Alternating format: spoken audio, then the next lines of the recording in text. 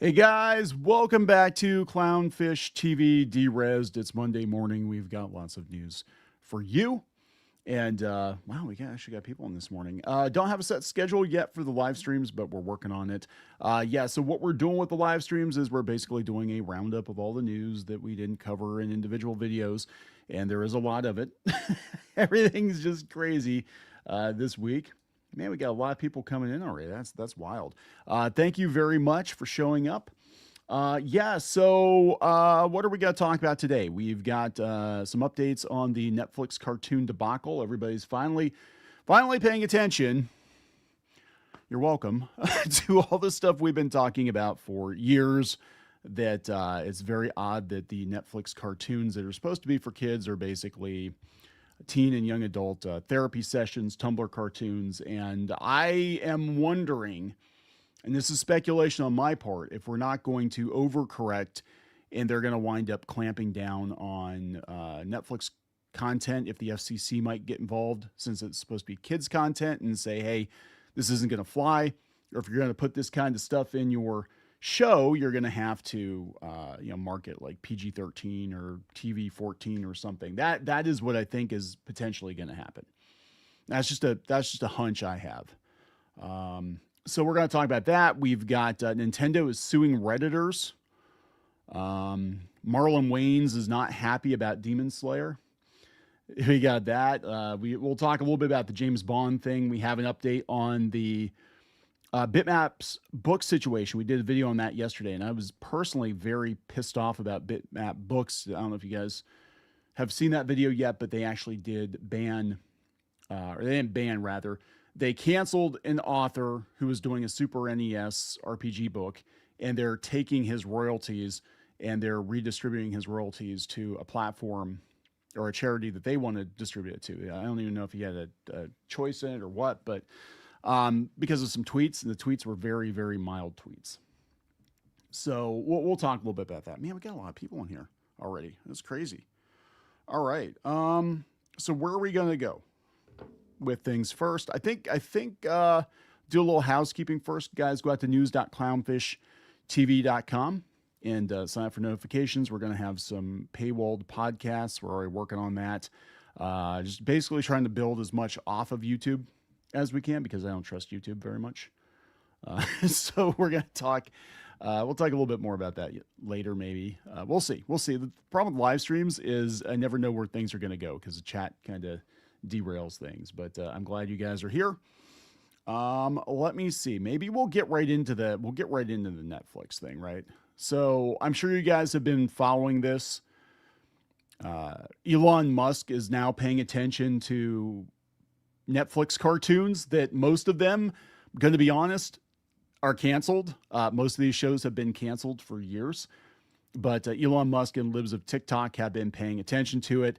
Now everybody's paying attention to it. I mean, it would have been nice for you to be paying attention when the shows were actually on the air, when they were actually new, when it, it actually mattered. Now I don't think anybody's watching these shows because I'm going to be honest, I don't think Netflix is greenlighting much of this stuff anymore. But I think what the result of this could be, and again, this might be I'm going to get crap for this, and I'm going to get crap for this, but I think it's going to be a massive overcorrection, is I could totally see this administration, the FCC, getting involved and being like, hey, yeah, you're not putting that stuff on Netflix. It's technically on the air.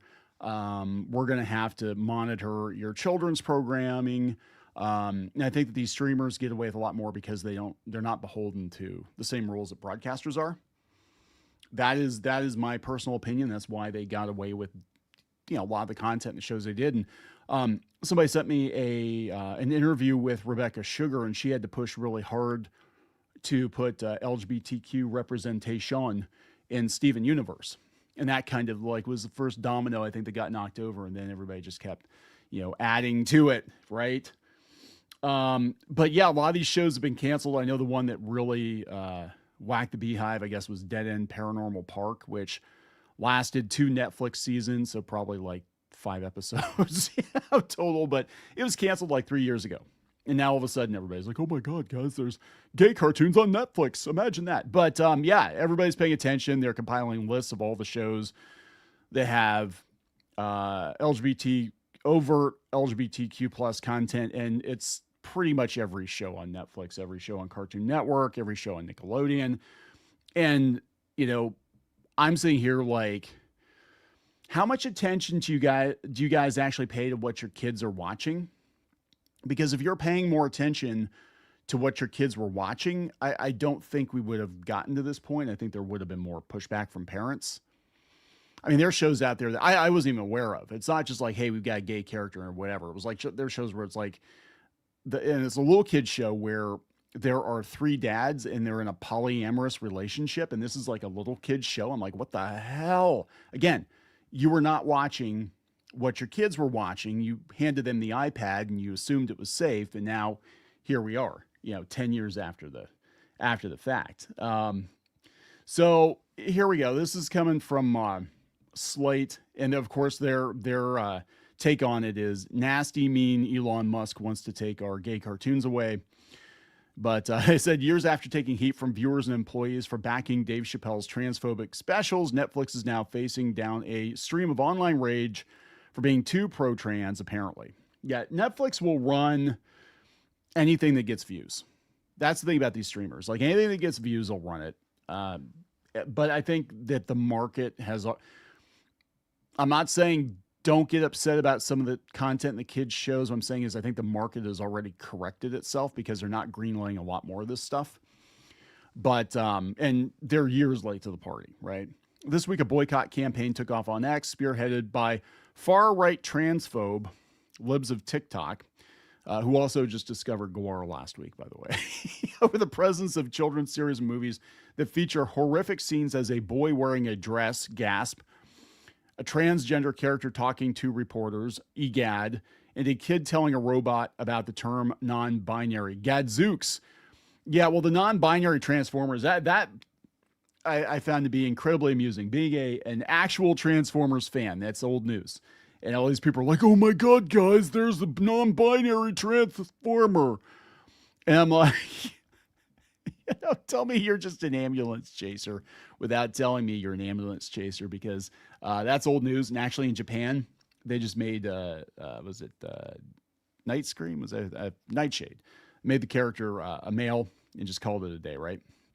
This has escalated to accusations of Netflix grooming children, which have been boosted by Elon Musk and Republican lawmakers. One of them is now threatening to drag Netflix executives in front of Congress, while Georgia Rep. Marjorie Taylor Greene has referred to a cartoon series as abuse. As of Friday, various X accounts are continuing to air out what they find so objectionable in Netflix, from its production deal with the Obamas to its employees, while promoting alternative streaming services and programming to their rage-baited followers.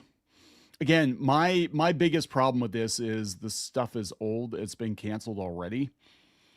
But people are compiling lists, and I think where this is going to end, this is, again, could be a massive overcorrection, is I think that the government's going to get involved in policing children's content on streaming platforms. That's what I think is going on. Oh, I got cut off for 20 seconds. I wonder what happened.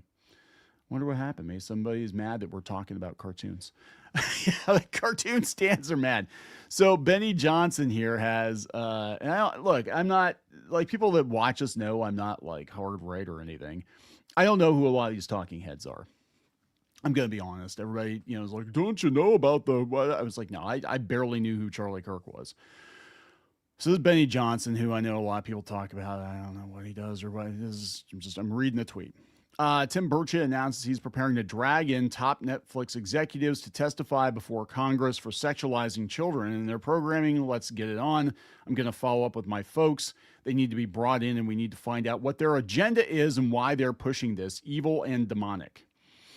So anytime boomers drag tech people in, it usually winds up making them look worse. Because I don't think this thing on October 8th that they're doing with Stream and Discord and Steam, Discord, Twitch for streaming. And this is about like Hassan making threats and stuff like that, or fantasizing about violence or what the hell's going on, and also tying it to the the trans furry, God, it sounds like a cartoon, the trans furry groups. And I think they're going to look like total boomers.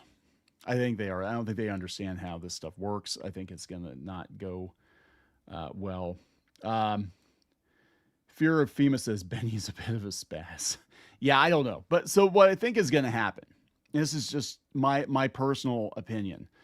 I think that they're going to overcorrect. We're going to see a government crackdown on this. I am wondering if Netflix won't wind up having to put a disclaimer on this content. Like, whoa, gay alert. Cartoons have gay stuff in them, and then they won't let this stuff get broadcast on Cartoon Network and Nickelodeon. But we have about 10 years. Where you would be hard pressed to find a kids show on any major like family platform that did not have overt LGBTQ IA plus representation. Because we had a lot of people working on these shows who wanted to see themselves represented in the children's show. And then you had really overt examples like She-Ra, which is basically Stevenson's therapy session working through their own issues. So they took an established IP and then they changed all the characters to be like themselves and their friends. And it's very, very weird. It's a very weird thing. It's not like it used to be where you had, normal middle-aged people working on cartoon shows for kids because they had kids and they just want to make cartoons for kids because cartoons for their kids. Yeah. And now everything is like so weird, but this guy's got a whole list of shows, and our kids are older now, so they don't watch as much animation, obviously. But I mean, we noticed this back with Steven Universe and with the early Netflix stuff and She-Ra especially. It was like, that was just a damn Tumblr fanfic, but they've got a whole list. They're keeping lists. They're keeping score. And again, we are kind of late to the party because a lot of these shows have been canceled already, but here's just a handful of them from this Mike Hacks account. Ada Twist, which is preschool. I think it's more egregious if it's preschool. If it's like, a show that's obviously for teens or young adults, whatever, right? I don't really care. But when you've got a show that's a preschool show, and they're pushing like My Three Dads in a polyamorous relationship. I mean, nobody stopped them and said, "Hey, this is a little weird. Why are we paying for this?" It's like, why are we paying for this? And yeah, again, I agree with PDB here. Syndicated streaming stuff is the stuff parents let babysit their kids. The reason it got to this point and the reason they're only finding out now is because parents trusted Netflix and Disney Plus and all these streaming services to babysit their kids.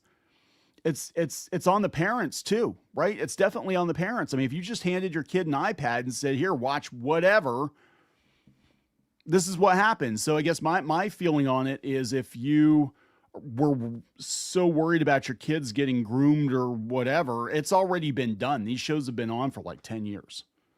Because you weren't paying attention. You weren't like, hell no, you're not watching that. Or no, this is really weird that they've got, a drag show on Blue's Clues or whatever. You weren't paying attention. Now you're mad about it. That's my feeling on it. It's like, now you're mad about it. And that's what everybody's like, why are you so salty on X about this? I'm like, it's the idea that they're acting as if this is new. And it's also the realization that, people want to complain about things after it's too late. Like you could have complained 5 years ago, 6 years ago, and maybe they would have done an about face and been like, you know what, maybe we should be paying more attention to what's going into our preschool shows. Right. And now they want to get mad about it. It's like the kids that were watching these cartoon shows like 10 years ago are probably in high school or college by now. It's like the damage has been done, right? That's my feeling on it. If you were this upset, why weren't you paying attention? That's all I'm saying. Now everybody wants to get mad after most of these shows have already been canceled. And the stock's taking a hit. Apparently, it's not. I mean, it's only $1,100 a share, which is wild because I actually sold my Netflix stock years ago and it was like $600 a share, but it is going down. And I think that, if this hits like, just went down again. If this hits like Fox News or something, yeah, I think the government's going to get involved. And then I think they're going to clamp down on cartoons all the way around. That's my opinion.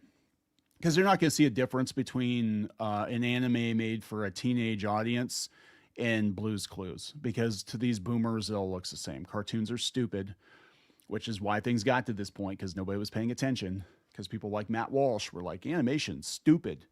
It's stupid. So here we are. Yeah, so many shows. Yeah, Ada Twist. We had, Gay Dads, Bluey, Queer Family, Blue's Clues. This one was probably the most like out there. Blue's Clues, which is for 3-year-olds. Drag Queen in a Pride Parade. Bug Diary. The worm character has 2 moms. That's very common. The 2 gay moms and the 2 gay dads. Okay, that's one thing. One of them had 3 dads in a polyamorous relationship, and it was like, that one's really pushing it. I'm sorry. A lot of pronoun usage. Muppet Babies. Wait, Gonzo's non-binary now? Okay. Somebody tell Camilla that Gonzo's non-binary now. I mean, he always was a chicken fucker, but okay. Now they're going back to Friendship is Magic, which started in 2010, guys. I'm just saying, like, you're way late to the party. Adventure Time. This is more for teenagers now. Amphibia's over. They're almost all over. Andy Mack is over. Arthur's over. Babysitter's Club with the trans is over. Battle Kitty. Over. Biker Grove. Wait, hold on. This is includes the first gay kiss on UK children's TV in a 94 episode. Well, it's over. It was over in 2006. Cardcaptor Sakura's over in 2002. Why are they just... This is what just blows my mind. Like, why are you just figuring this out? I think parents have a right to let their kids watch, or at least watch what their kids are watching, right? I believe that 100%. But the fact that it's gone on for this long without pushback means that parents were not paying attention. And that's what's making me angry. Because I'm like, if you just parented your children when you had the opportunity to, maybe we wouldn't have gotten to this point. Maybe they would have said, hey, yeah, if it's little kids stuff, especially, we probably need to rein it in. I don't care about teen stuff. I don't care about young adult stuff, personally. I mean, because, I do watch anime, and trust me, there's some pretty dicey stuff in anime. We'll talk about Marlon Wayne's not like an anime either. But when you're talking Blue's Clues and stuff, it's like, it's wild. Yeah, like, oh my God, guys. Yes, almost all of these shows are just straight up LGBTQ. Yes. Shockingly. And if you were watching what your kids were watching, you'd know this. You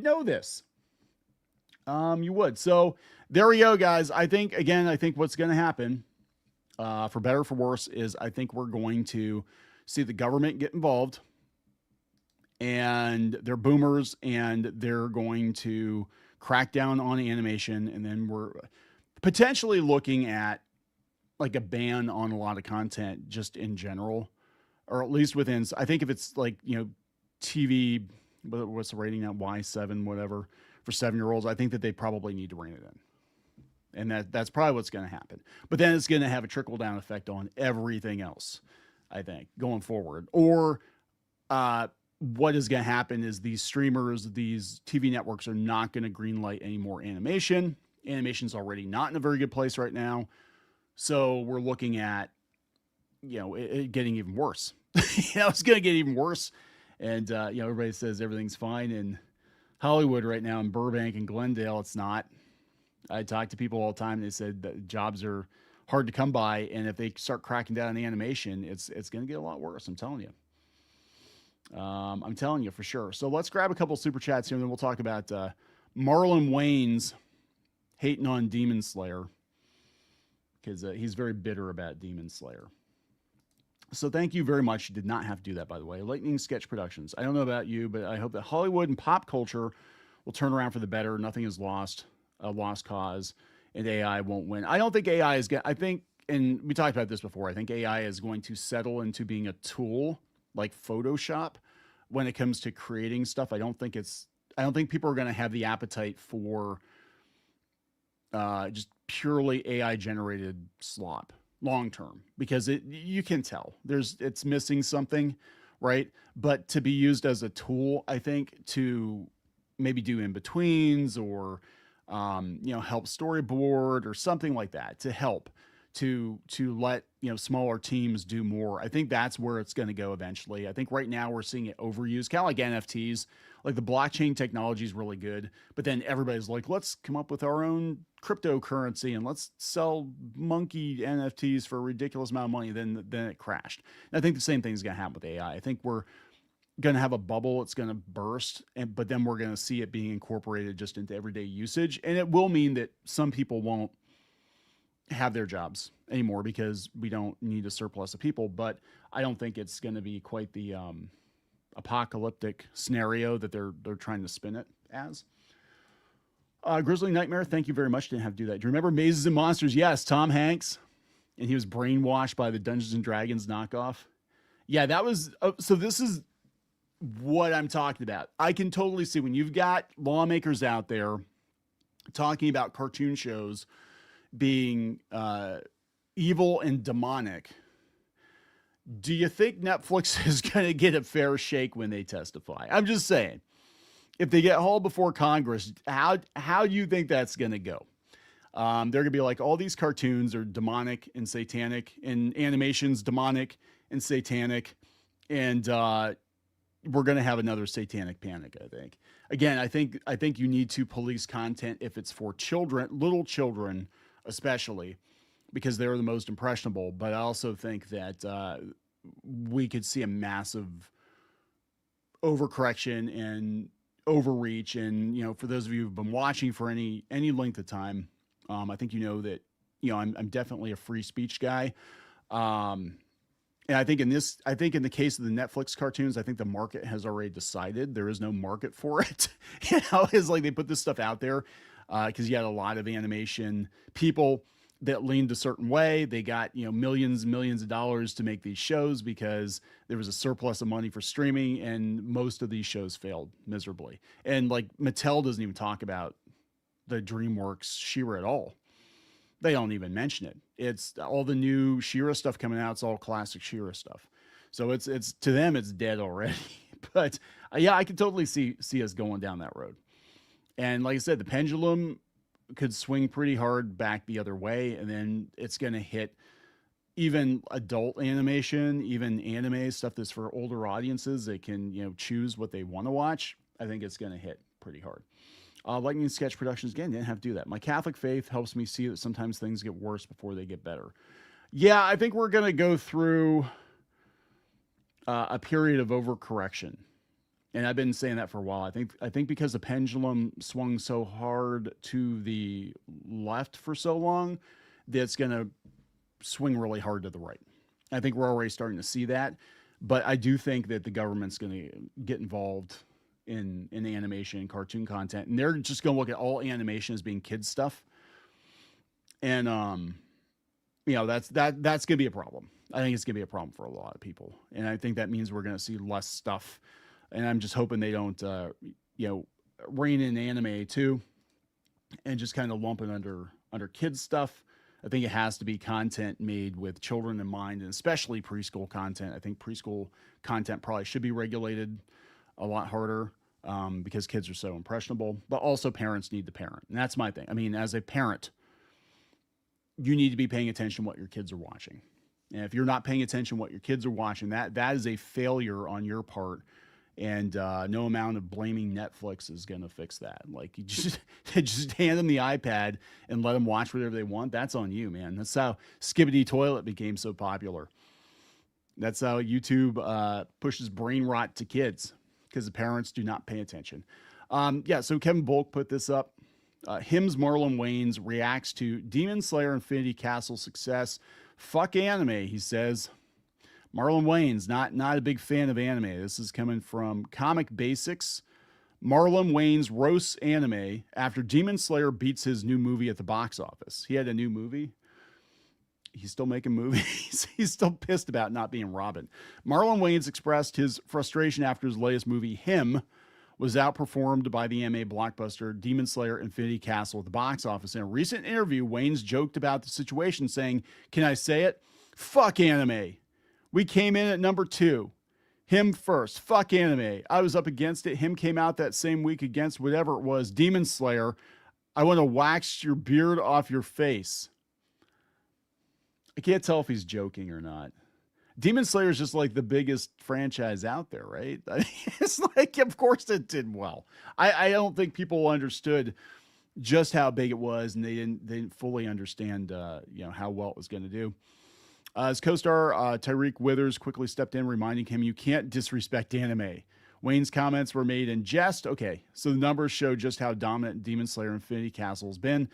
It shattered records in Japan, earning 1.64 billion yen, so it's about 11.1 million on its first day with 1.15 million admissions, the highest opening day ever there.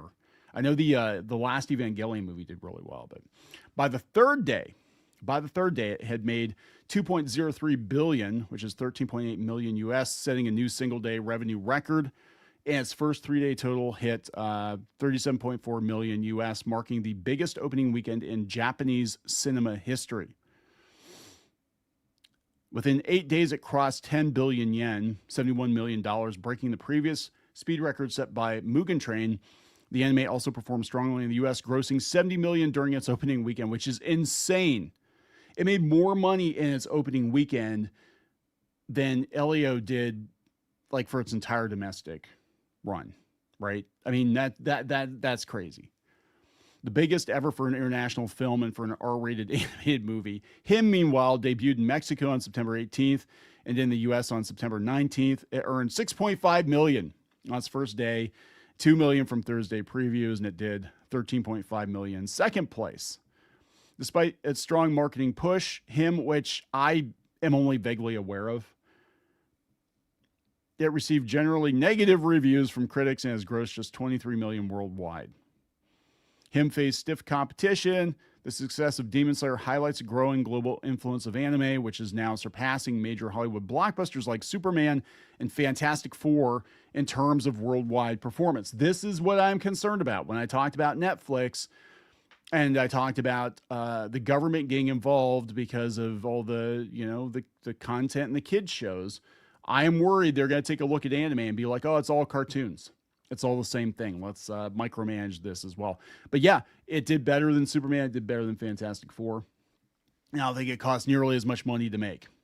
And that's what the studios are going to look at. They're going to be like, "Hey, this anime stuff, it's cheaper than live action," because, sweatshop conditions, but I digress. Let's make more of that. Let's do more of that. And same with U.S. animation. They're going to be like, why are we greenlighting shows in the US that are going to court controversy and fall flat and lose us money when we can just import anime and we have a better chance of making money? That's what they're going to look at. Situation shows how powerful anime has become at the global box office. Even established actors like Marlon Wayans face challenges when going up against franchises with massive international fan bases. It will be interesting to see how Hollywood adapts to this trend. They'll make more of it.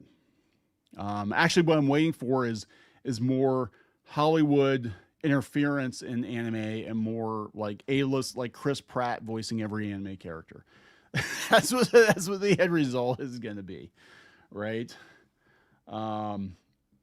Let's see here. We'll grab a couple chats here. Kindred says, "When I think of Him, I think about that creepy, skinny crab guy villain from Powerpuff." Yeah. Can they make that now? I don't know if they can even make that now. Demon Slayer movie with a $20 million budget just made $757 million worldwide. Yeah. And, we were talking about AI, and I think that, AI is going to help produce that content faster. Now, whether or not it's going to be any good, I don't know, but it's really crazy. Marlon Wayans is like, I don't know, man. He kind of fell off, didn't he? Yeah, then Wayans took his shirt off and crawled around the floor screaming like a woman. It was an attempt to remind folks of his classic comedy style that made him famous. Yeah, he was supposed to be Robin. I know. I'm sure a lot of you know this. He was supposed to be Robin in Batman Returns, and they cut him from the movie. But I guess they put him in the Batman '89 comic, which I haven't read yet. I need to read that. People said it was actually pretty good. Captain Yan Yan. Question Neon. I wasn't alive back then, but what was this satanic panic thing? What happened back then, and how bad was it? I don't have any alcohol. I don't have a lot of time. Let me explain to you the basics of it. So, we had the satanic panic on many fronts. In the 70s and 80s, especially, there was a lot of fantasy entertainment, and it sort of intersected with heavy metal, right? There's a vibe. It's kind of the Frank Frazetta, Conan heavy metal vibe. So all that stuff looked dark and foreboding to normie conservative Christians. Therefore, it became satanic. So the heavy metal and the Dungeons and Dragons, which was there too, and all of that stuff. So Dungeons and Dragons, because it had demons in it, and they had some demons on the cover of some of the source books, became, and I joke about the Demon of the Week Club. And that's what it was. It was the Demon of the Week. It was like, let's go after Dungeons and Dragons because it's turning our kids into Satanists. And then we had the Mazes and Monster movie with the TV movie with Tom Hanks. It was like, oh my God, he's been brainwashed by this board game. And so, yeah, a lot of parents pushed back against Dungeons and Dragons, not fully understanding even what it was, just that the artwork looked scary. And their pastors were telling them not to let their kids play it. And then the plot twist is most of the people who worked on early Dungeons and Dragons were Christians, and the demons were the bad guys. But they cherry picked things, and then they were like, "Oh, it's all bad." So they tried to smear D&D, and it was like, yeah, it was a thing. It was a whole thing. And if you played D&D, it was satanic. I remember we were playing D&D at school. I started playing when I was about 10. And we would play like on our lunch breaks at school. And I remember one time, one of the cafeteria workers, somebody came up to us and was kind of like, you shouldn't be playing that game. You'll go blind or something. It was like, shut up. But yeah, it's just so wild. Then to see it turn from that and people to have opinions of it, that was this hardcore satanic thing, whatever. Oh my God, it's horrible too. Like, oh, now it's problematic because the orcs are stand-ins for black people and it's not progressive enough. We need to put, battle wheelchairs in it and all stuff. It's just so weird to see. It's like, it's the same thing, right? And it's kind of like when D&D got adopted by schools because they tried to push it as being educational. And my son actually joined the D&D club at his school. And he told me how lame it was. He's like, we can't actually die. You can't actually attack people. You just deplete points because it's problematic to attack people. And I'm like, God, this is so lame. This is really lame. But I can see there being another kind of satanic panic when it comes to animation. And what's going to happen is, I agree. I agree that preschool shows should be reined in, but I think we're going to see a massive overcorrection because we're going to have a bunch of boomers not understanding what they're looking at. And they did the same thing with video games. I'm old enough to remember Mortal Kombat and Doom. They were problematic. If there were school shootings, it was because of video games. It's like, to the best of my recollection, I don't remember kids ripping each other's heads and spines out. Ripping their heads off and spines out on the playground at all because of Mortal Kombat. But it looked bad.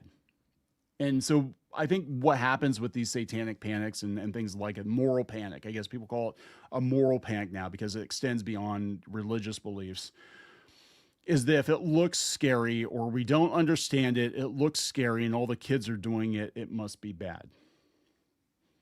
Because it used to be like, oh, the devil's trying to take my children, and now it's the gays are trying to take my children, or the Republicans are trying to take my children. It's all kind of the same thing when you think about it. It's all kind of the same thing. It's basically, our kids are being taken by people we don't like or whatever. And again, back to the cartoon thing. It's like if you were just watching what your kids were watching, Maybe it wouldn't be as bad as it is, but no, we can't actually parent. We can't actually take responsibility. Um, oh yeah, I remember this one too. Yeah. Spider Ghost says, I remember pastors calling Pokemon demonic. Yeah, because they chant their name over and over again. And that was supposed to be like summoning, demons, the demon Snorlax, the laziest demon. Yeah, you haven't been possessed yet because he's too damn sleepy to possess you.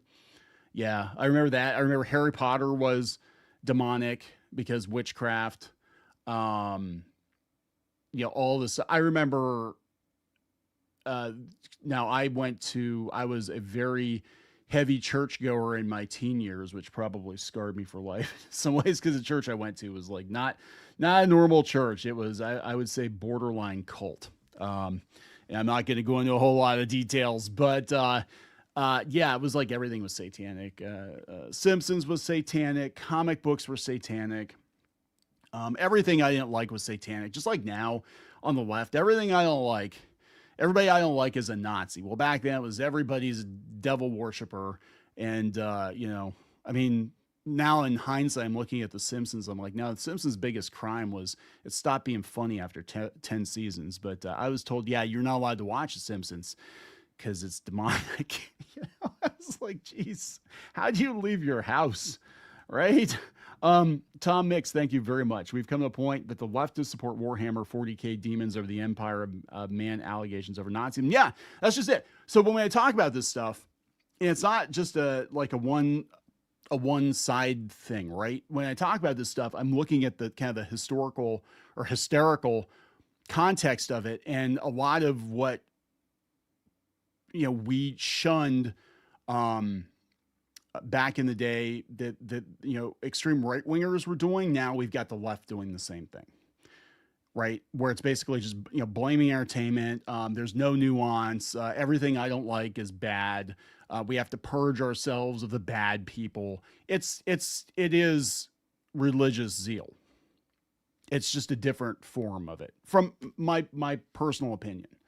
As my personal opinion, and I see a lot of parallels, and I think it's because I was in a church that was very cult-like. When I see the left doing it, I'm like, I recognize this. I recognize this because I've seen it before, but I saw it from the other side.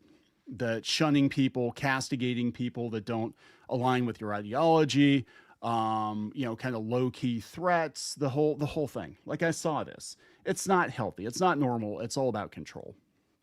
Right? And I'm not talking, and I won't be very clear, I'm not talking about like normal, everyday church-going people. I'm talking like extremists. The same with the folks on the left right now. They're so extreme, and it is religious zeal. It's religion.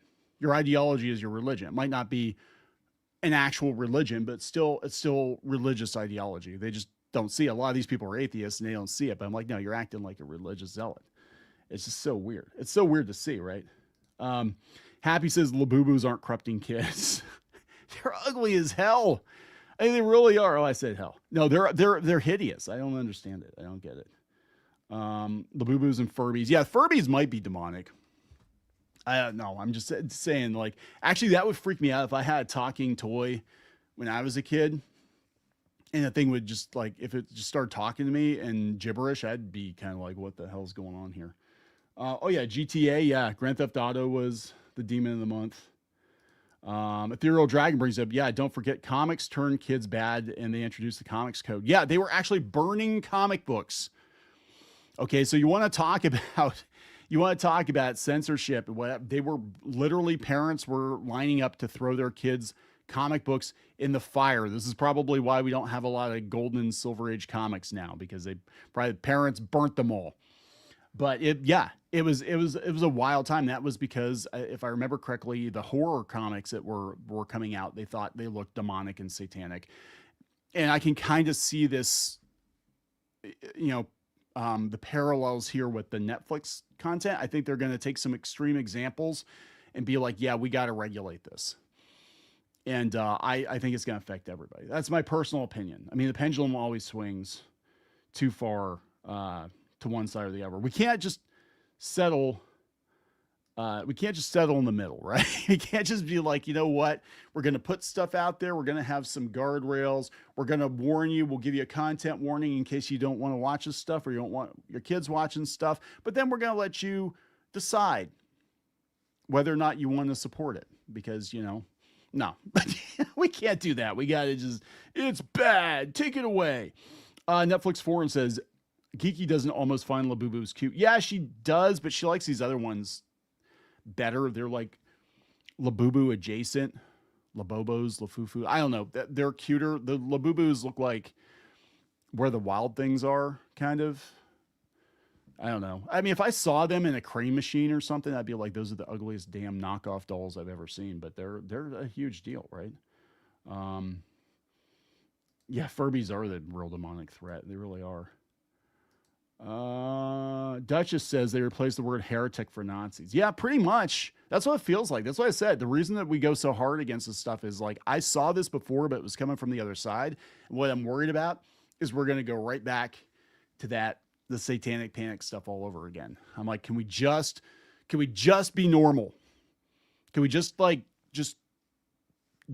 normal? Let adults make adult decisions and let parents make decisions for their kids. But that doesn't mean we have to go unilaterally banning stuff. That's not what that means. I'm just saying. New South Park's boring. I've seen some clips and I'm not interested. I don't know. And I don't know. South Park's kind of It's so funny. Like everybody wants to claim South Park. And it's like they've always kind of roasted both sides. But yeah, it's pretty obvious they're roasting one side harder than the other these days. I'm just saying. All right, let's get into some other stuff here. But I've been talking for like 40 minutes now. The other day we did one of these, and I had to call it, or I had to wrap it up really quick because something happened to my dog. It's like, oh no, the dog was okay, but my daughter's texting me like, hey, yeah, something wrong with the dog. I'm like, oh no. So we only went like 45 minutes. We'll go a little bit longer here. Oh, we got some super chats. Thank you. Did not have to do that, guys. You don't have to. Actually, in lieu of super chats, if you guys want to support us over at news.clownfishtv.com, it'd be greatly appreciated. We're not doing Patreon or anything like that. We're just going to do everything over here on Substack. But thank you very much, guys. Grizzly Nightmare says, Teddy Ruxpin. Teddy Ruxpin, yeah. Now, Teddy Ruxpin, which my wife is like terrified of Teddy Ruxpin, but that was actually designed by the guy who did the animatronics for Welcome to Pooh Corner. Did you know that? Like that's where Teddy Ruxpin came from. Same technology, because they were going to use it in the Disney theme parks. So Teddy Ruxpin exists because the inventor of Teddy Ruxpin was trying to create talking animal mascot costumes for theme parks. And then they it was too expensive or cost prohibitive or whatever. They did with Mickey Mouse like years and years later, and they even stopped doing that, the talking Mickey Mouse, because it was such a pain in the ass. But that's where Teddy Ruxpin came from, which I thought was pretty cool. So there is a Disney connection there. And the show was pretty good, if I remember correctly. They had the cartoon show, and then they had the kind of the live action one. Kamchi says, wasn't all LGBTQ cartoon from Democrats governing? Yeah, I think there was some incentives either on the money side, the financial side of it, like BlackRock and stuff like that. And I think it was just that, they were incentivized to make that kind of content. Plus it was a zeitgeist, right? So for, 5-8 years, it was like, oh, okay, well, now we got to have representation, and that's the flavor of the month. And then they put it out there. And I think a lot of these executives, including Netflix executives, I think they thought there was more of an appetite for that kind of content than there really was. And here it turned out that they blew millions and millions of dollars on Tumblr fan fiction, and that very, very few people actually were into this. Now, they have very dedicated audiences. The She-Ra stands are some of the most vicious people I have ever run into online, but kids didn't watch the show. Toys didn't sell. At the end of the day, that's what it's about. Kids watching it and toys selling, and neither of those things happened with it. And now it's over, and it's not coming back. It's definitely not coming back now. I think if they start looking into this stuff hard, it's not going to come back anytime soon. All right, let's talk about Microsoft ads. So they're gonna have this free Xbox cloud gaming service. It's gonna be ad supported, but they're talking there's gonna be like 5 minutes of pre-roll ads. So this is basically the new Roku TV or the new Netflix with ads or Disney with ads. So it said following the news that the Game Pass subscription service has undergone a drastic price increase in some areas, a fresh story has hit the airwaves. It's been claimed that Microsoft is readying a free Xbox cloud gaming platform, right, that's supported by ads and can be used without a Game Pass subscription. Man, they are desperate to make this thing stick. It's been suggested that users will be able to stream the games they own digitally, eligible free play day games, and Xbox retro classic titles. Okay, there are catches, according to Insider Gaming. In a report from The Verge's Tom Warren, it was claimed that sources close to Microsoft have started trialing a free Xbox cloud gaming service devoid of a subscription supported by ad revenue. Sources tell me that the internal testing includes around 2 minutes of pre-roll ads, before a game is available to stream for free through Xbox Cloud Gaming. Microsoft is also currently testing a limit of 1 hour for sessions with up to 5 hours free a month. These limits may well change when the service is officially launched. The caveats are front and center and pretty sizable, but it's free, right? Yeah, this is the thing. Like, advertising supported stuff is preferable, I think, to these companies because they actually make more money per user when it's ad supported than they do trying to shake people down for subscriptions. And YouTube's getting really bad with it. I'm sure you guys have seen probably like 5 minutes of pre-rolls before this stream. And they if you let YouTube put the ads in themselves, they will put ads in every like minute and 30 seconds. It's crazy. And they're all doing this. And then they're trying to sell you stuff too. So, and even the pause screens, like so they're basically going to treat video games like a streaming service. It's basically going to be interactive television. But like you go to watch any of these SVOD services and you hit pause and they've actually got ads for products on the screen when you're paused, especially Hulu, and you can just click and like go to Amazon and buy it. It's crazy. Like, just beam the shit right into our brains. Just beam the ads into our brains. That's going to be what's next, right? They said, yeah, they're talking about this is on top of the monumental price increase that a lot of people canceled Game Pass over it. I'm even seeing on Facebook, my normie friends on Facebook are like, we're done with Xbox. We're done with Game Pass. It's over. So Tom Warren's report goes on to mention that the purported free Xbox cloud service will be available on PC, Xbox, handheld devices, and via the web. And the public beta test is set to hit soon. What is the purpose of buying an Xbox console then, if you can play Xbox wherever? This cloud-based news is a compounding of recent revelations that Xbox Cloud Gaming has come out of beta after 6 years in testing. I think it's a terrible idea. I mean, I think cloud gaming to some degree is okay. I mean, they did it before. It was called the Sega Channel. And they did it in the early 1990s. I was living in the Bay Area in the early 1990s, and you could get the Sega Channel with a little cartridge, and it was, whatever it was a month, and they had games on it you could play for a limited time. And that's basically what this is. It sounds like a free sampler, and they want you to buy the Game Pass or buy the game. But wait, there's more.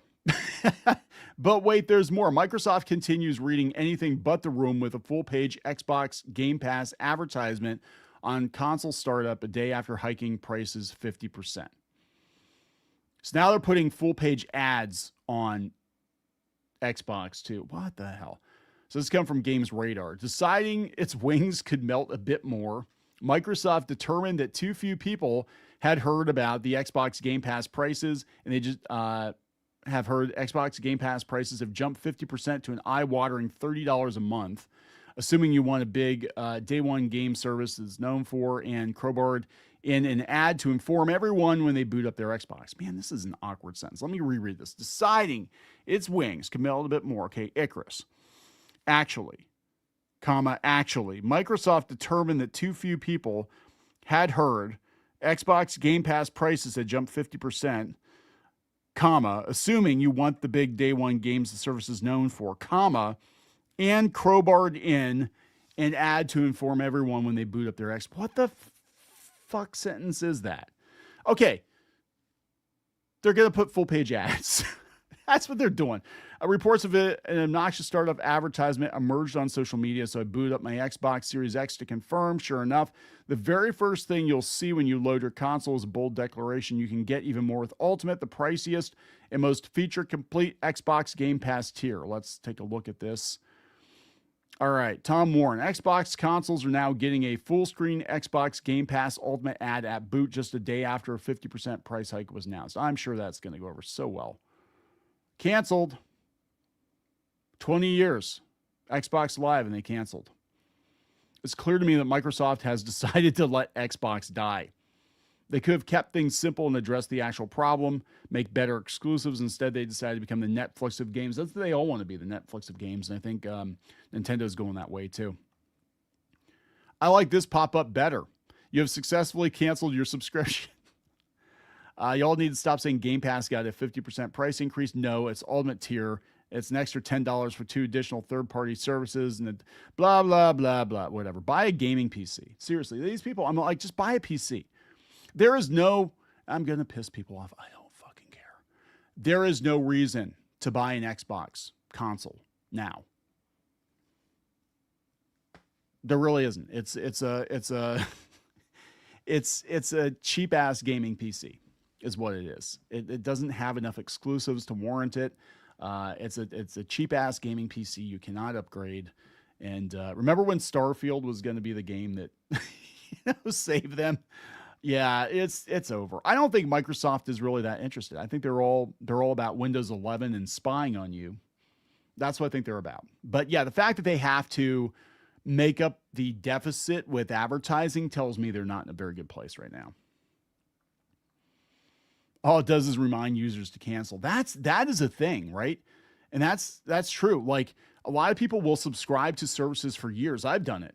They'll subscribe for years and then they get a reminder out of the blue like, hey, your whatever service is going to renew next month. It's like, oh shit, I forgot I subscribed to that. Now it's time to cancel.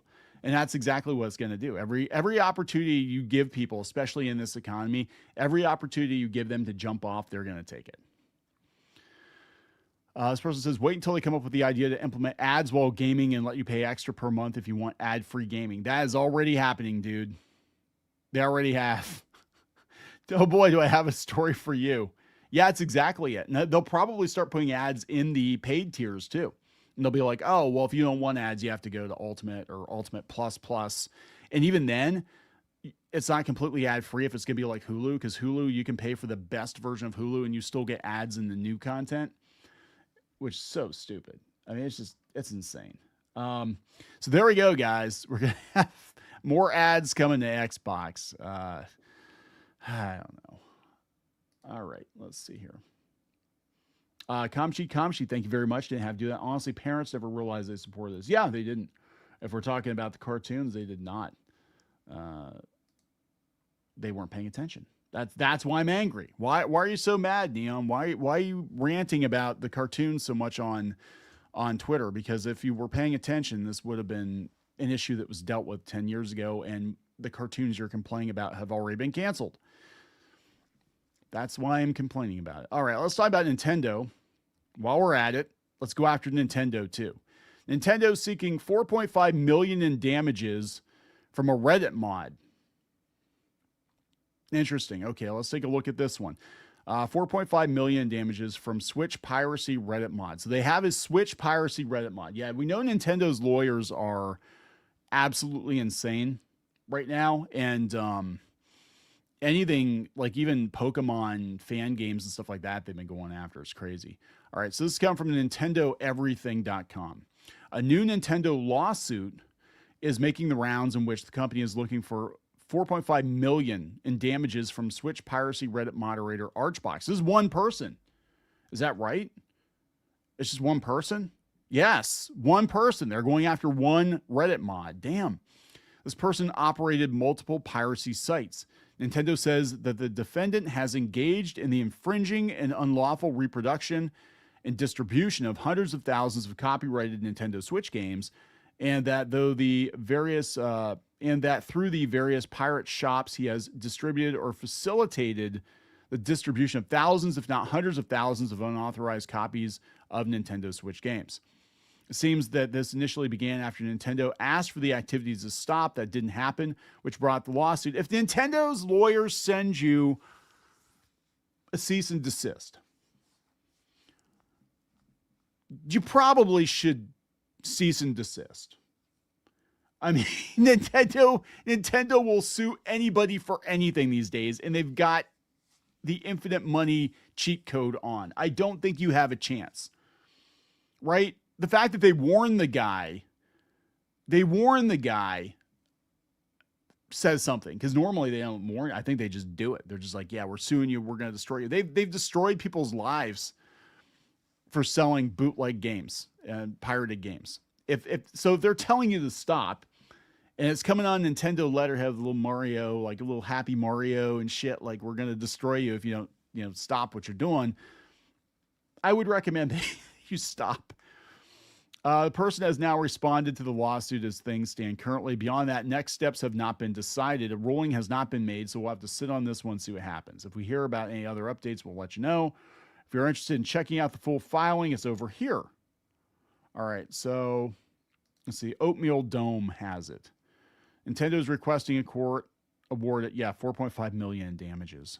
This is all about sending a message, right? Nintendo, like, they know they're not going to get $4.5 million out of a Reddit mod, but this is about sending a message. Don't do this. Don't steal our games or we will destroy you. Don't create a Pokemon adjacent game or we will fudge the law to destroy you. They did not respond to the lawsuit. Yeah, if somebody threatens to sue you, you kind of have to respond. If you don't respond, it doesn't look very good and it doesn't help your case, right? Yeah, and that could be a default judgment. So if they sue you, you don't answer. They could just be like, award us the $4.5 million. Oatmeal Dome here says, note this person is not the same person as modded hardware. The individual that tried to defend themselves in court. So this is not the first time they've done this, right? Nintendo's attempt, this is back in 2024. They're attempting to identify multiple anonymous individuals who may have worked with a Reddit mod to operate multiple Switch piracy sites. Well, don't do that. Nintendo fan site, Nintengod says, good. I think Nintendo, they definitely have a right to defend their IP, but I think they're kind of going overboard. I mean, they really are. Like, they're trying to destroy these people just completely. But it's about sending a message. It's like that one grandma that got sued back in the day for Napster. Like, her grandkid downloaded songs from Napster or LimeWire or something, and then they tried to destroy her to send a message. Zed Omega says, I like this news. You can go and piracy all the Wii or Game Boy games, but Switch, damn, they still making games for Switch. What a perfectly articulated response there, Zed Omega. They still be making games for Switch. Nintendo's lawyer has to use that in court. Your Honor, damn, they still making games for Switch. We're just, that's why we're suing him. I wonder if these people think Nintendo will forget about it or what. Yeah, Nintendo doesn't forget anything. A few years ago, there's a similar case where Nintendo's lawyers went to this guy's house, and asked him to stop doing it, and he did not, then got sued. I will give them credit if they're actually telling them to stop. If Nintendo's lawyers are giving you the opportunity to stop them, for God's sake, stop. Okay? You can't outspend Mario. It is impossible. Okay? You're not going to win this one. There's just no way. Reddit mods. But you know what? If you want to take out a couple of Reddit mods, get them offline, they can't afford the internet anymore, that would be fine. I think a lot of people would be happier about that, right? Let's see. What else do we have going on? Looking through here. Oh, this. Okay, let's do an update on this. So we talked about this yesterday in a video. Geeky and I were in the video. Bitmap Books, which is a UK publisher, and they publish a lot of retro video game books. I own many of their books. So I was very, very angry about this. They decided that because of some 2022 tweets that were very, very mild tweets, that they were going to take the author of the definitive book of Super NES RPGs Volume 1, they were going to take all of his royalties and they were going to redistribute it to a charity of their choosing, which I don't even know if that's legal. I don't know. I mean, we're talking UK, right? I mean, you accidentally misgender somebody or something, like they'll come to your house, the police will come to your house or some crazy stuff. Yeah, so they put this statement out there, and it was Moses Norton, and he put a statement out there, but they're taking all of his royalties, present and future, to charity. And I thought that was bullshit. And a lot of people thought that was bullshit. Well, now we have the person that was involved in the tweets in question, which is, I think it's Strika or Stika. Stwana? I don't know. I know this guy. I think I follow him, actually. And because he talks about Sega, he talks about RPGs. And I have not had a negative interaction with him. So I'm going to be very clear here, but he's trying to clarify what went down. Now, my understanding of the situation was he's a Sega guy. I think he's Portuguese. And the author of the book was kind of making fun of Brazil having old technology, like, because they had the Sega Master System was huge over there for years after the fact, after it already come and went, in the US and in Japan. And Tectoy released it. That's, old heads like myself would remember that. They were still releasing games like in the late 90s and early 2000s for the Sega Master System. And he was making jokes about, like, do you guys even have the PS2 over there yet or whatever? I don't know. There's some history with these guys. This dude said that he is not the one who narked on the author of the book. And I believe him. I think what happened was there probably was somebody else who was pissed off that this guy got a deal, and he went looking for dirt on him. And then, hey, by the way, did you see these tweets? Because that's what happens, right? That's what happens all the time. And jealous bitches. That's like every time we get a lot of pushback on social media, because we're pretty mild, right? We're not like super right wing, whatever. Like we're very, very mild, very probably too boring for YouTube. But I always look, and 9 times out of 10, it's always somebody that has a YouTube channel that's not doing very well, or they're a Twitch streamer and they're not doing very well. And the reason they're going after us is because they're not doing very well and they don't think we deserve it. And then you look, and then a lot of times you go to their channel, it's just their channel, they're just bitching about other YouTubers and stuff. I'm like, yeah, you're just bitter. That's the whole thing. I don't think this guy did turn him in. I think somebody else turned him in, because when they released the statement, it was right after they started sending out the press releases. And I was going to buy this book. And his book looks absolutely freaking gorgeous. And I'm not buying it now, because I think it's bullshit that they threw the guy under the bus. They could have dealt with it privately.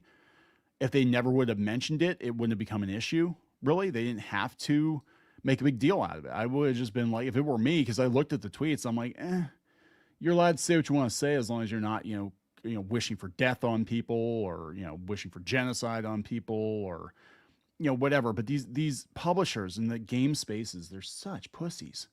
I mean, they really are. Like, whether it's tabletop or video games or whatever, they are such pussies. So 2 people come to them with complaints, and they'll fire people over it because they just want to be left alone to play games. It's like, you know what? I would love to be left alone to play games and make comic books and whatever, but the shit shows up on your doorstep, and you got to know what to look for and how to push back. And they're bullies.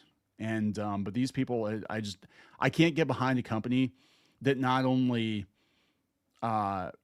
threw the guy under the bus to save their own ass with a handful of people that were complaining, but also publicly said they're going to take his royalties away from him. I mean, that is just ridiculous, right? So here is the other guy that was involved in these tweets, and I actually believe he's probably not the one that turned Moses Norton in. He says, I never expected my post to gain the traction it did, and I understand it did because Red Mage has a long history of unpleasant interaction with many people. Okay, so again, if that is the case, I don't know him. I don't know Moses Norton. I don't know him. I barely know this guy. But if that's the case, and he probably has a lot of enemies that were waiting to pounce. Like, oh, we got a book deal? Cool. Let's tank that. And I could totally see him doing that. A few things I need to set straight. Okay. The first is I didn't set out to intentionally cancel him.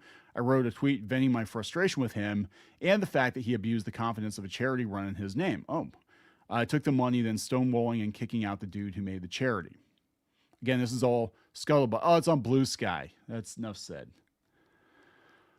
This person said we did a week-long charity stream together after the Hawaiian wildfires. Much of the Quest community joined to watch and play the game. He deleted it. I promoted all of his work, but as soon as I lost value to him, and the Quest community, there's a Quest community, Quest 64 community. It sounds like somebody just got personal beef. It was annoying. He said I take things too personally. Please stop posting Quest 64 stuff in my threads. It doesn't make the game any better. It just makes it more annoying.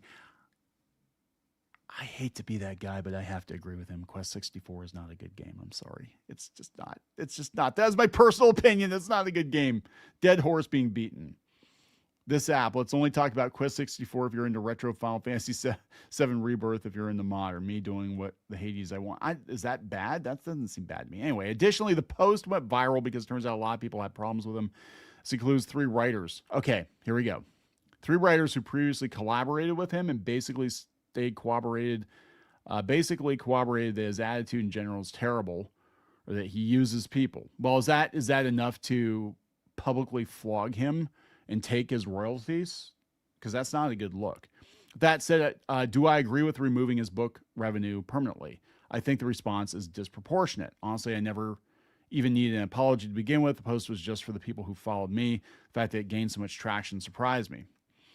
EF Comics says, I saw this last night in the tweets. Oh, there you are. But we've been mutuals for a while. I know that malfeasance nor cancel culture nonsense aren't things you engage in. Surprised you remain as polite as you have with all the brain dead shit you have to deal with. Either way, I took part in it, he said. So he's actually owning it. So that's actually pretty commendable. I know you said some borderline things too. Imagine if you try to write a book, get it published, then everyone you've had cross arguments with on the internet over the many years you've been active decided to crawl out of the woodwork and shut you down. That's what happened. Well, yeah.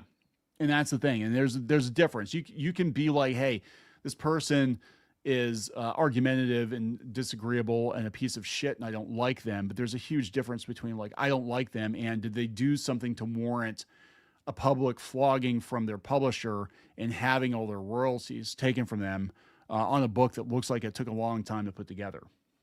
And I can't speak to the character of either one of these guys, but as a consumer of Bitmap Books products, that left a bad enough taste in my mouth that I will never buy another Bitmap book, because that was ridiculous. That should have been dealt with privately and not, they shouldn't have dragged it out in public. It's ridiculous. Let's see here. I didn't set out to cancel him, but I did want my followers to know who wrote the book. Oh, regardless if I let spiral out of my control.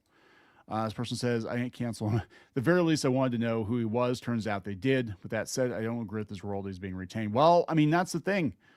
You knock that first domino over, you don't know what's going to happen, right? You don't know where it's going to end up. Why do you feel the need to destroy other people's lives? Because of ancient Twitter posts. I don't. I feel this is more of an L for everyone involved. Yeah, that's the thing. People that cheer on cancel culture, I'm not saying that he did, but sometimes it comes for you too. And we saw this recently in comics. A lot of the people that cheered on conservatives being canceled from the comic book industry because they don't like their opinions for whatever reason, got canceled themselves because they were like cheering on the death of Charlie Kirk. And so if you enable cancel culture, eventually it will come for you too. Respect for this post. Now we're all waiting to hear from Bitmap Books. I've heard enough from Bitmap Books, and they can get fucked.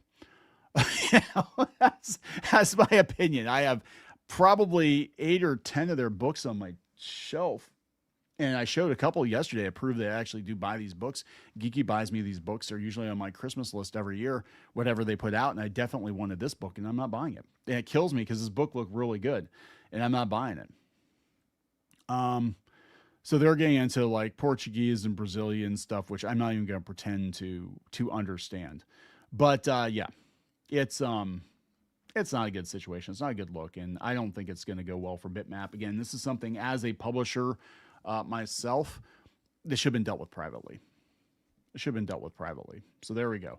All right, we'll wrap it up with what do we got here? Oh yeah, limited run games. Yeah, speaking of publishers, I won't have anything else to do with limited run games. They threw their community manager away because she liked Hogwarts Legacy. and a known crazy activist, the founder of BronyCon, poured through her Twitter mentions and follows to dig up wrong thinkers that she followed, and a tweet from like 7 years ago about trans people in bathrooms. It wasn't even that bad of a tweet to get her canceled from limited run games, and they put out the He-Man game, and I would have bought that in a heartbeat because it looks awesome, but I'm not buying it. I haven't purchased limited run games. Is another company that I have a lot of their products. I mean, if this is like, you have no idea. Like my office in our building is like full of retro game stuff, comic book stuff, actual arcade machines. We got like all kinds of crazy shit in the office here. We do a lot of different things. And I buy a lot of this stuff. And I'm not buying anything from limited run games. I'm not buying anything else from Bitmap Books, because you guys prove that you're trash and you throw people away for stupid reasons. I mean, that's just it, right? Again, if somebody's celebrating death, or somebody's calling for death, or trying to cancel other people, or involved in underage stuff or whatever, that's a totally different case. Not like, oh, we got into it with some other guy over Sega video game shit 3 years ago, so we're gonna steal his royalties. We're gonna fire this woman because she had an opinion about trans people in bathrooms 7 years ago because she likes Hogwarts Legacy. So stupid. Let's talk about James Bond. Actually, I haven't talked about James Gunn because I don't have much of an opinion about James Gunn. I think James Gunn is just being James Gunn. He's being the James Gunniest, and I'm kind of tired of talking about him. So let's talk about James Bond and this whole thing. We were going to do a video on it, and then we decided not to because it's kind of boring. So basically, Amazon took away the guns from James Bond on the thumbnails, I guess, on Amazon Prime, and then they put them back. And it looks weird. They're doing like weird things with their hands and stuff. Now, this is a true story. I used to de-gun Disney comics. That was we did a lot of production work for Disney, and part of what I was hired to do was to take cigarettes and cigars and pipes out of characters' mouths, and also take guns out of old comic strips. I did that. We had one comic where it was like Mickey Mouse versus the Phantom Blot, and Mickey pulled a gun on the Phantom Blot because I think he had kidnapped Minnie or something. And so what we had to do was like have him pointing at the guy or putting his hands behind his back. And it was the dumbest shit, but it was because of Disney, their modern guidelines. Mickey Mouse isn't allowed to pull a gun on a dude, even if he's got a gun to Minnie's head, because gun's bad. And I remember too, the same era with censorship. We were doing the Don Rosa books, and we had to color his ray gun like a Buzz Lightyear gun, so it didn't look like a real space gun. So it didn't look like a real space laser gun, because Scrooge McDuck would never fire an actual laser gun at somebody. It was very weird. But then they left the panel in where he's telling Goldie to go in between the woolly mammoth's legs, like in between the legs, and it was a dirty joke, and they left that in, so whatever. But then a couple of years later, they banned the whole book because, it's insensitive portrayal of natives. Stupid stuff. So this doesn't surprise me. I mean, it really doesn't, but it's James Bond, right? I mean, come on, it's James Bond. He's got a gun. That's the whole thing. So this comes from Variety. Amazon Prime Video removed guns from James Bond posters, then stealthily took artwork down after online backlash. So Prime Video has quietly taken down James Bond artwork after getting backlash from fans who spotted that 007's guns had been airbrushed out. Last week, artwork for the franchise was posted on Prime Video UK. That explains it. In which, across each film image where a gun had previously been displayed, Bond had effectively been digitally disarmed. Several cases, such as Dr. No and Goldeneye, the iconic Walther PKK, had been edited out of his hand, while in others it had been cropped out. In the case of A View to a Kill, Roger Moore's arms looked like they had been lengthened, cutting his guns out of the frame. Here, let's look at some of these here. Apparently they put it back. That looks weird. They didn't do a good job. That's the thing. They didn't do a good job. It's like if they'd done a good job, they should have just had Pierce Brosnan just giving you the finger. Like, fuck you, Amazon. So this has been going on for a while, and it's very weird. Like, I know the cover for So I Married an Axe Murderer, they took the axe off the cover of the digital version. It was in the movie poster. It's like the movie is called So I Married an Axe Murderer, and she doesn't have the axe behind her back. But that was years ago they did that. It's a very weird a very weird thing. Apparently they put it back though. Like, everybody knows James Bond has guns. Brit actor Rufus Jones joked about the posters. They looked as if newly gunless Bond was now making a rude gesture. Yeah, he should. Amazon have removed the guns from their Bond posters, giving the tantalizing impression Sean Connery and Pierce Brosnan think you're a wanker. Following James Bond Day on October 5th and growing online backlash, Prime Video UK has now stealthily, much like the super spy himself, removed the controversial artwork altogether and replaced them with stills from each film. That's preferable, but still. However, it's been noted online that none of the stills feature Bond carrying his gun. Prime Video refused to comment on the matter. For many 007 fans who commented online, the artwork situation may have been a troubling look to the future of James Bond, especially with a new film being readied. As a Villeneuve, is that how you pronounce his name? Dennis, in the director's chair. The controversy may simply have been a result of a rogue agent in the compliance department. It's the UK version only, though, and we know how things are going over there. No offense to people in the UK, but everybody's offended about everything in the UK now, right? Welcome. I thought all this stuff was ending. I really did. I thought we were over the nonsense. Apparently we are not. I grab a couple more chats before we log out. I think we're good. I think I got through the docket here. Carl says, I didn't know limited run games had a showcase. Yeah, apparently they do. I'm just going to grab a couple here at random, guys. Just in time. This is in my wheelhouse. Okay. Robot Shlomo says, is there anyone who doesn't know who James Bond is or what he does? Yeah, right. Can you imagine somebody watching a James Bond movie and then getting all pissed off that he's using a gun and shooting people? Yeah, it's like, oh my God, guys, there's guns in here. Oh my God, there's blood. He's got a gun and there's a tunnel and then the blood. And I'm scarred and I'm suing Amazon because I thought it was like a talk show or something. Netflix Foreign. I ended up grabbing the physical of Golden for Switch. I don't think it needs a remake. Will they censor? Or will they censor every persona in the remake? I don't think censor everything now. That's the problem with digital too, is that they can censor things whenever they want to. Back to the Future Part 2, they censored the Ooh La La book or whatever. It was because there are people in the compliance department, I'm gonna be honest, that get off on censoring because it gives them power, it gives them something to do, because they have to justify their position. So they do censor stuff that they don't need to censor, right? Because if you're like, say a big part of your job was to go through the MGM library and you're going through it and I'm like, yeah, there's nothing. I got nothing. Everything's good. And they're going to be like, okay, cool. We don't need you anymore. Bye. And this is where the robots come in. Those kinds of jobs. That's when we talk AI replacing jobs, it's those kind of jobs. Australia doesn't have gun murders every day. Well, I hope not. Now we're fighting over Australia. Okay. Those posters look like straight to DVD Nicolas Cage movies. He did that because he owed a lot of money in taxes, I guess, is what happened. Like Nicolas Cage, like anybody could hire Nicolas Cage. If I knew that, I would have hired Nicolas Cage for something. I don't know. I would have hired Nicolas Cage to do the intro for Clownfish TV and just be like, you think it's way cooler than it actually is. Here's Nicolas Cage dancing because we can't afford to have him speak any lines, right? Willy's Wonderland is great, by the way. You guys need to all watch Willy's Wonderland. It's very, very good. All right, so I think I'm going to wrap it up here pretty soon, guys. We usually go an hour, hour and a half. I don't want to be one of these channels that, does like a 5-hour live stream. There we go. Yeah, there we go. Willy's Wonderland was his best movie since National Treasure. God, I love that movie so much. It was actually better than the official Five Nights at Freddy's movie. Netflix Foreign says Clownfish TV Color Out of Space is great. I believe he chose that willingly. I hope so. I haven't seen Pig yet, but I know how it ends and I don't want to watch it now. But I love these.